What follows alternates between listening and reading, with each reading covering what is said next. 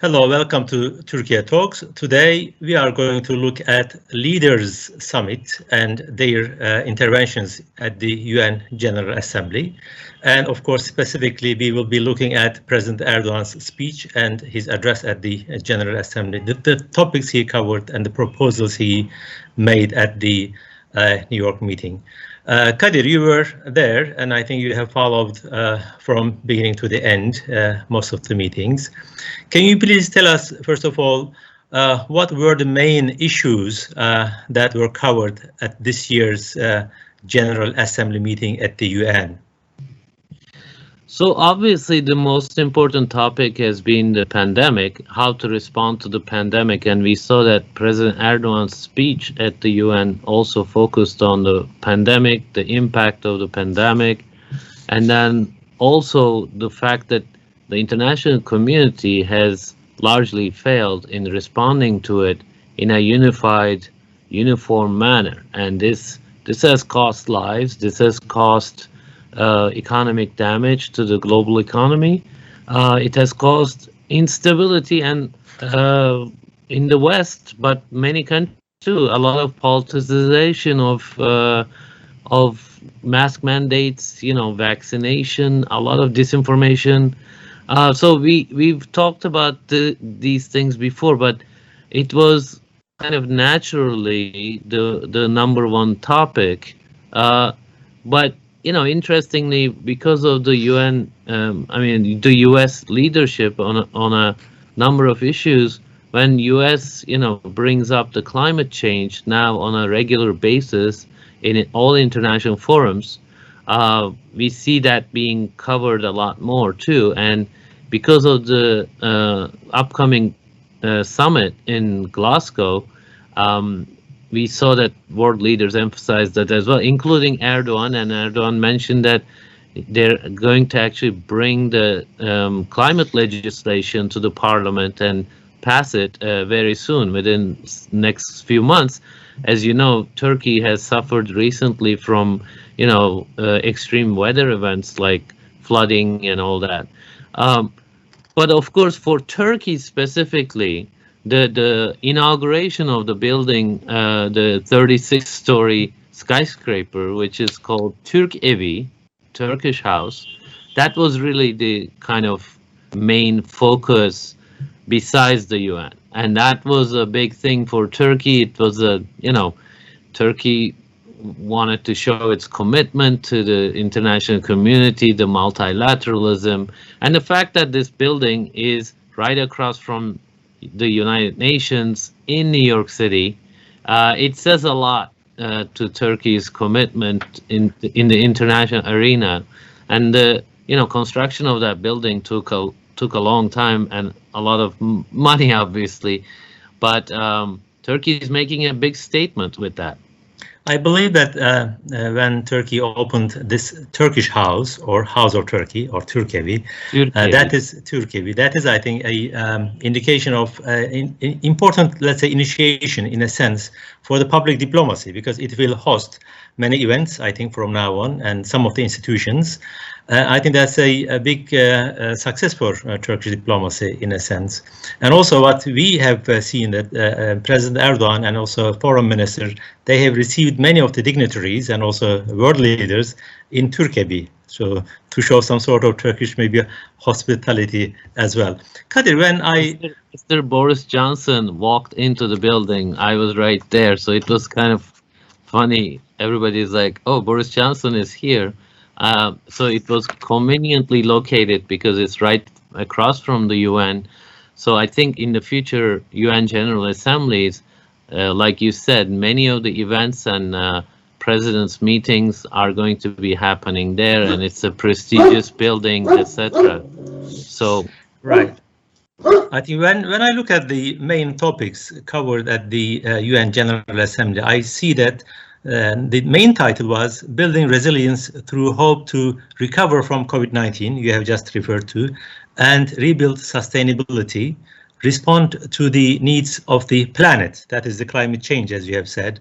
And also, I think there was one more item on the agenda, Respect for the Rights of People as well. And one more topic, as I have seen in the list, at least that is the official statement by the UN, was revitalize the UN. This is something also maybe we need to talk towards the end. But let me also add a few things on the COVID-19 issue and what sort of importance Turkey attaches to this.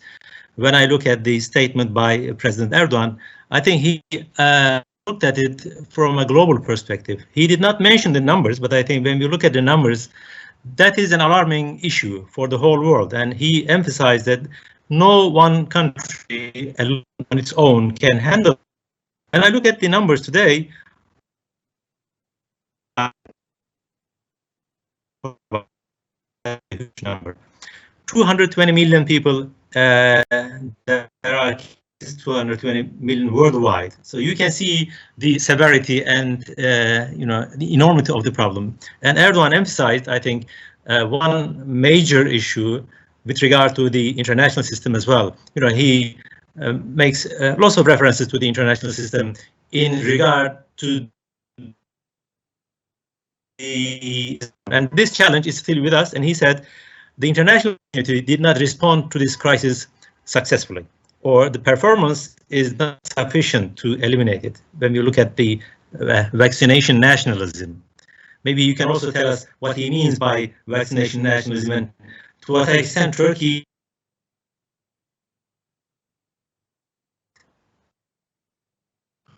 Thank you, Hocam. Yes, I also forgot to mention, which is something very important. Erdogan just launched his latest book in English. It's titled "World is Possible," and he actually thinks out.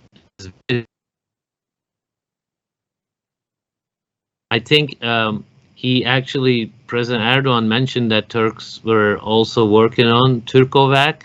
They're hoping within months that will be, out there being able to sort of be used. And he promised to open it to the world, So it is important that Turkey is emphasizing consistently multilateralism and openness of the, international system, especially to the less privileged and the poorer nations, because without, addressing the inequities in the international system, we won't get anywhere with pandemic or climate change or any other issue. So it was interesting, this consistent theme throughout his book, his address at the inauguration ceremony of the Turkiye, but also his address to the United Nations. I'm actually curious because we were there, it was very hectic, very, crowded and very busy schedule, lots of meetings and back and forth. And as you can imagine, the security situation, on top of that pandemic, many places were closing early, etc.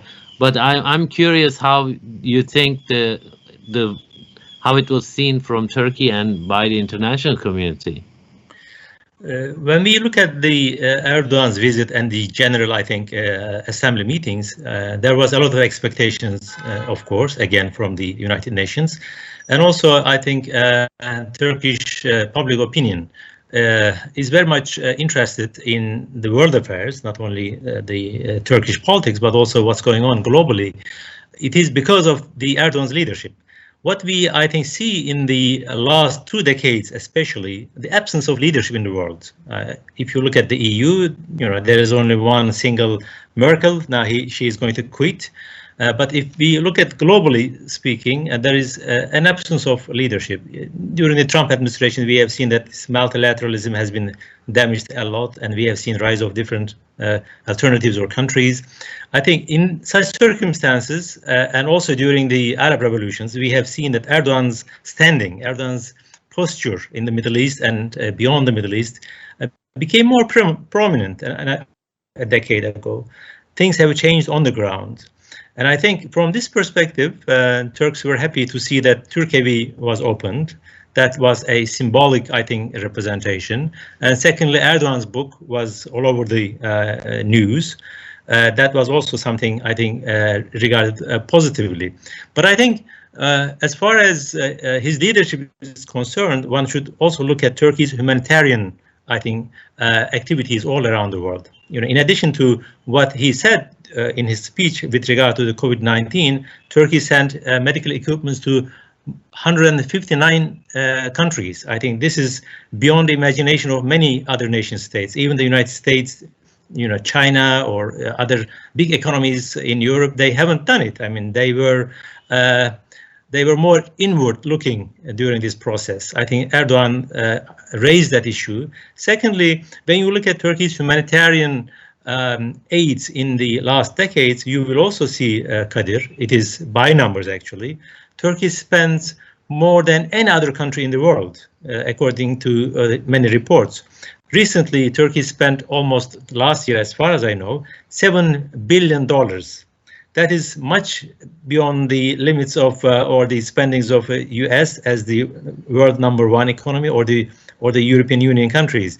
You can see that Turkey really committed itself to peace, stability all around the world. I think that is reflected also in his speech during the General Assembly meeting. And therefore, from this perspective, I think Turkish public opinion was very positive.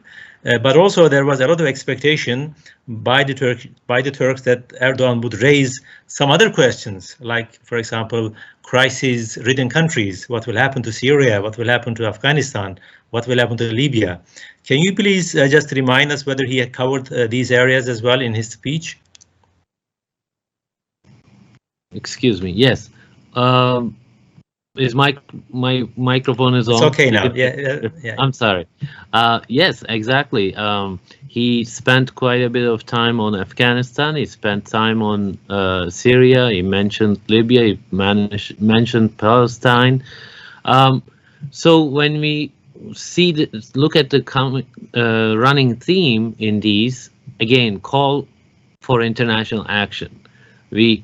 U.S. unilaterally withdrew from Afghanistan, and it didn't consult NATO allies, and Turkey was there as part of a NATO mission, although Turkey was not engaged on the fighting portion of this mission or counterterrorism operations. That was largely done by the U.S. and some European allies. But even then, Turkey is saying, we can't just leave Afghanistan to its fate. But he also recognized the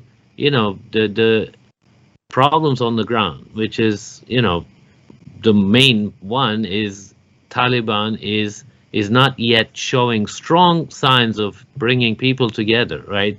Afghanistan is a multi-ethnic, multi-religious country, at least when it comes to denominations within Islam. So bringing different ethnic groups should be a priority for Taliban, and we saw that Erdogan talk about this. I don't know, I can't remember if he went into this at the UN speech specifically, but he did talk about it in other meetings. So I think he's clear-eyed when it comes to the challenges on Afghanistan, but we see that call for action by the international community if they don't want these problems to, go over the borders of these nations. And, that's happening. Afghanistan, Syria, they've produced millions of refugees and displaced people, unfortunately. So obviously, like I said, it's a running theme.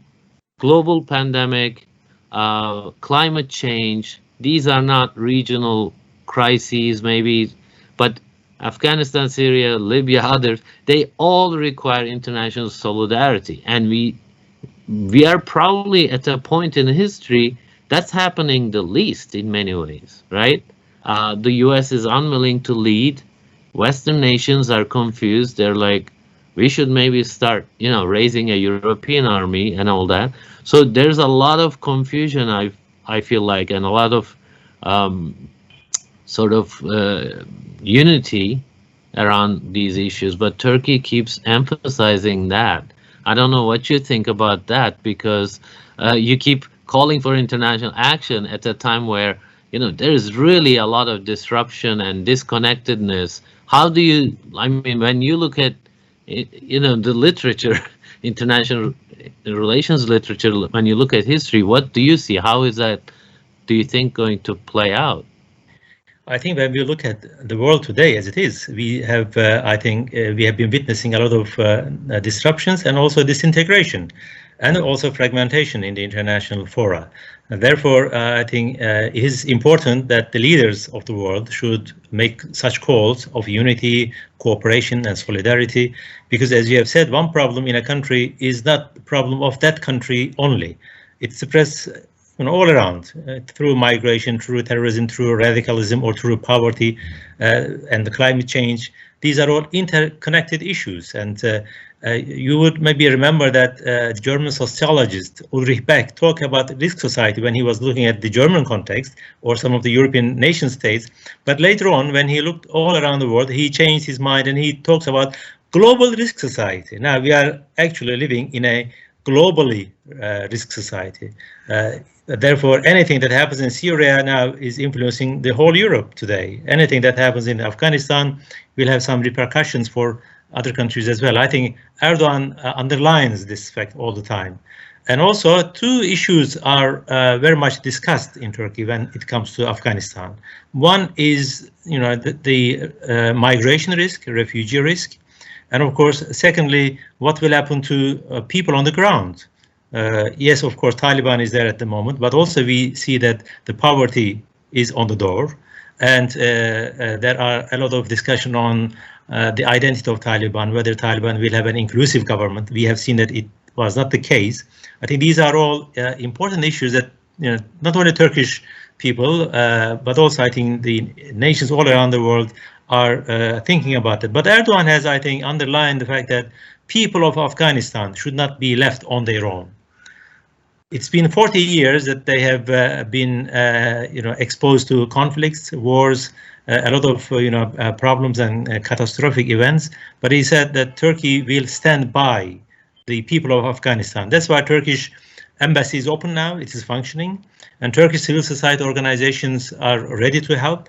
And Turkey, as a state, for example, Turkey has some education institutions.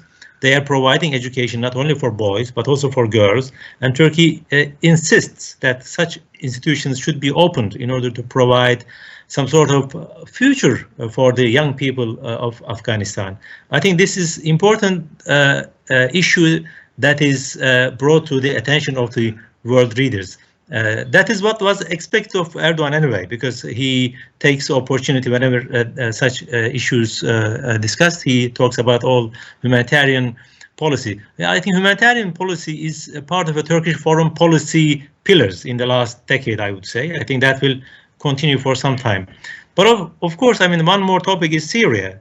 You cannot talk about migration, refugee issues, or the conflict without talking about Syria. Now, it's been 10 years since the events started in Afghanistan, in Syria, and Erdogan said international community should not allow yet another 10 years to lose to find a solution. What does that mean? Well, in many ways it's obvious, but in other ways it's not obvious, right? The solution, there's no magic solution, and Turkey has put forward many specific proposals in the past, safe zone, you know, even intervention, military intervention, multilateral intervention. If it didn't work out, Turkey even indicated that it could go in with the US. It just didn't work out. The US chose these local partners to work with against ISIS, and that relationship continues to today. Too much to, you know, Turkey's chagrin, that, you know, Turkey doesn't appreciate that, right? And it has been conducting operations on the ground, sometimes against YPG on the ground. These are PKK leaders. So it is trying to protect its national security, but also making sure that there are protected areas inside Syria that, you know, displaced Syrians can live in those areas. And Erdogan in New York mentioned, a number of housing projects for these internally displaced people. So Turkey is on the ground and doing a lot in terms of humanitarian aid, providing security, providing housing, healthcare, and education too. But obviously, a country, like we said before, cannot shoulder this whole burden. And when we discussed this before, the Europe was like, okay, keep them in your country and we'll try to, help you financially. And much of it hasn't really translated into real action in a significant way. But you need much more than that. Basically, it's not enough to do these piecemeal deals. The international community has to understand it as, okay, look, this is going to create a lot of problems for the entire world, not just for that region, not just for the neighbors. We need to take this seriously, just like we take it seriously on climate change. These days, there's a U.S.-Mexico border. A lot of Haitians are accumulated there. They're trying to enter the country. There's a lot of problems right at U.S. border itself. U.S. is not such a stranger to immigration issues, and so whatever is at your door, it's at the door of your allies as well. So we are unfortunately continuing to see this muddling through issues and not robust international action. One more thing, perhaps on Syria, as you know, it's turned into a proxy war among large powers, including U.S., Russia, Iran, Turkey, and others, and that is also a factor that is preventing international action. And what happens then is Turkey goes to whoever can deliver on the ground, whoever can stop Assad, for instance, from invading new areas, and works with Russia. And then U.S. says, okay, you're working with Russia, that's bad, etc. But as I mentioned earlier, Turkey, right? This was built in New York, right across from United Nations. So it is kind of, it's not helpful to accuse Turkey of not committing to the Western ideals and the international community not working with allies. I mean, that house is a serious, perhaps the biggest investment Turkey has abroad, and that is in the United States. It's not anywhere else. So I think, yes, okay, go ahead. Kadir, I think Turkey's activities in Syria, when you look at the details, actually, you will see that Turkey's actions are in the interests of Europeans and our NATO allies, because Turkey is the southern flank of Europe in a sense, or the NATO, and European security and NATO security starts with Turkey's border, I think. And also Turkey's fight with Daesh on the ground. Actually, Turkey is the only NATO member which is fighting Daesh physically, face to face. You would remember Turkey's excursion, Turkey's operations in Syria. It was aimed Daesh first, and then also PKK-related PKK's side organization, YPG and PYD. I think Europeans and Americans should see that Turkey is on the ground and fighting against Daesh. And also Turkey is part of the coalition that is fighting again or combating Daesh.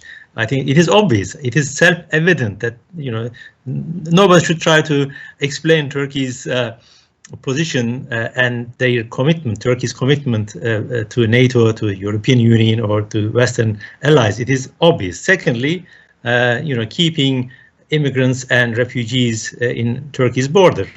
And Turkey, I think, hosts today, according to UN statistics, the largest number of refugees in the world. I just underline the largest number of the refugees in the world. Turkey is not the biggest country. Turkey is not the richest country, despite the fact that Turkey hosts these people. And you also said that Europeans have had some commitments towards Turkey, which they did not really, they promised, but they did not fulfill their promises fully. Turkey spent almost $50 billion, Kadir. That is a huge amount of money given Turkey's economic situation. Okay, yeah. And now this becomes an issue within Turkish politics as well.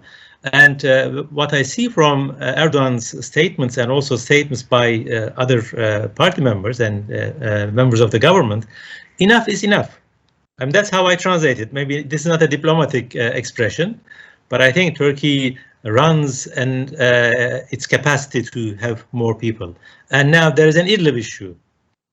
What is the situation in Idlib? I think you were going to maybe talk about Idlib. Just let me remind you, Idlib, and what happens if the fragile stability is broken down. Yeah, I mean, that's a dire scenario, and that could produce, again, a couple million more displaced people, refugees, pushed towards Turkish border, and Turkey will probably intervene more, and it could endanger Turkish troops and have them come face to face with, you know, Assad forces, which is, I mean, which is the current reality anyway.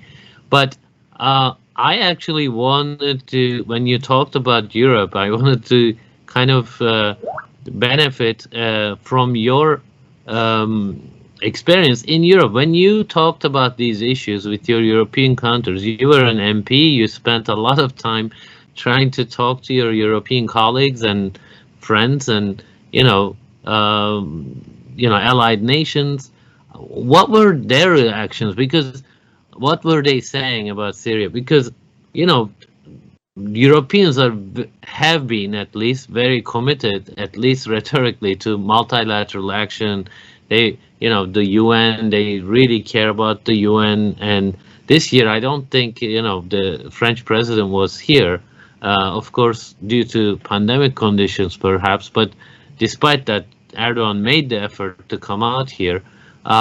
So how do you see that how do they reconcile that, right? So I wanted to know more if you have any personal stories. That would be interesting, actually. You know, when we talk about Syria, we are talking about war. We are talking about violation of human rights, basic human rights. And these are some of the issues that the European Union and Europeans in general, they have committed to protect human rights, you know, fight against authoritarianism, etc. And I have come across many politicians, many people in the governments at many European countries. They praise Turkey. Yes, Turkey has been doing, you know, a lot of good things, hosting immigrants and refugees, and they are securing the area. But they do not want to commit themselves in Syria at all. I mean, there is that sort of contradiction within the European Union and European countries. On the rhetorical level, as you have said, yes, they are supporting Turkey, they are supporting human rights activities and also humanitarian activities on the ground. But when it comes to taking action, for example, putting more pressure on the Syrian government in the international fora, this is something that is missing. And also when it comes to supporting, for example, opposition groups within Syria, again, the Europeans are not there either. Okay, that's fair enough. They say because Syria is far away from us, and we try to justify Turkey's interventions because the threat comes to Turkey, first of all. And okay, let's look at the migration issue, at least on the issue of refugees, on the issue of migration, on the issue of Idlib, because when there is a crisis in Idlib, if Idlib falls to the hands of the regime, millions of people will be looking for new places to go, and some will go to Europe. Again, I think the European Union is not. There is sort of this vacuum of leadership in Europe. I mean, they do not see the far-reaching impact of the Syrian issue, and of course, we have seen a lot of populist ideas and populist parties. They are much more inward-looking rather than outward-looking, as the previous and former European leaders. And now they are talking about having a European army, as you have just said. But they are also talking about having Turkey within this structure, because Turkey is the second largest and biggest military within NATO, and it has a lot of experience. Now today, Turkey has peace-keeping missions in many countries as well, as you know. As you can see, Turkey is there always in the minds of the Europeans, but when it comes to a relationship that is based on fair, equal, and sovereign, let's say, pillars, that is something that Europeans are not decided, or let's say they are not committed themselves to such ideals, unfortunately. And of course, now you see the agreement between US, UK, and Australia. That is yet another, I think, blow to the transatlantic relationship. And that shows that the European Union or Europeans do not have very effective leadership. I think that is unfortunate for the Europeans themselves as well. Whether Europe can become an actor, a global actor in the world today, in the world stage, that depends on leadership. That depends on having decisive, I think, policies. That is something missing in Europe today. Kadir, we have got a very short time. If you would like to conclude in 1 or 2 minutes, I'll appreciate that. Thank you, Professor Küçükcan.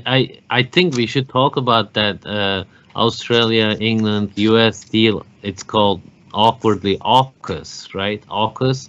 And that is, like you said, it is really a challenge when, Biden was saying that he was going to revitalize basically the transatlantic alliance. And this is this is not revitalizing, it's actually dividing Europe itself. So maybe we should devote some time to that in our future discussions. But in terms of Turkey's message at the UN, I think our discussion today makes it clear, Turkey remains very committed to internationalism, multilateral action, and to address any kind of regional and global issue. Nations have to come together and show serious international solidarity, not just rhetorically, but get down to the ground and get on the ground and do the heavy lifting. Well, thank you very much, Kadir. I think with that, we come to the end of Turkey Talks today, and I hope to see our audience in the next session, and maybe we will be looking at some of the issues that you have raised. From all of us, goodbye to everyone. Inshallah. Thank you so much.